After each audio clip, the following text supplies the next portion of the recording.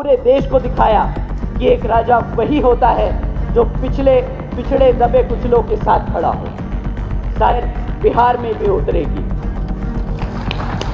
तो नमस्कार दोस्तों, क्या आपको पता है कि बीएसपी सुप्रीमो मायावती ने इस बार 2027 में बहुत बड़े बदलाव लाने की तैयारी करी है। जी दोस्तों, इस बार बिहार में 142 सीटों पर पूरी तरह से कब्जा करने की कोशिश की जा रही है। कहा जाता है कि बीएसपी सुप्रीमो मायावती ने अपने पक्ष में आकाश आनंद को उतारा है और उन्होंने बिहार को अपने अंडर लेने की पूरी तरह से सख्त कार्रवाई करते हुए नजर आए। आइए देखते हैं बीएसपी सुप्रीमो मायावती के अध्यक्ष आकाश आनंद क्या बोलते हुए नजर आए, फिर आगे बात करेंगे।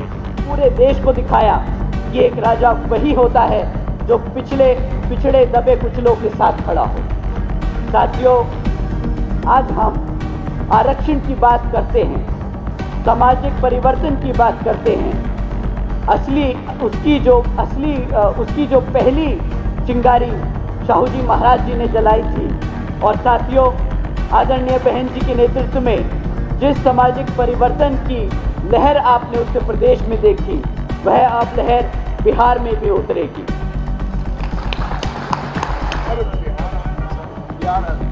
हमारे नेता जी आए हुए हैं और आज हम लोग बिहार में आप वीडियो में देख चुके होंगे बीएसपी सुप्रीमो मायावती के अध्यक्ष आकाश आनंद ने इस पार्टी को बढ़ावा देने की बहुत कोशिश की जा रही है। जी दोस्तों, कहा जाता है कि आकाश आनंद स्वयं कहते हुए नजर आए हैं कि बिहार में बहुत बड़े ऐलान के साथ 142 सीटों पर उनका चपा भारी होगा। इसी बात पर बीएसपी सुप्रीमो मायावती ने आगे की बातों को बोलती हुई नजर आई है। आइए इस वीडियो को देखते हैं, उसके बाद आगे बात करेंगे।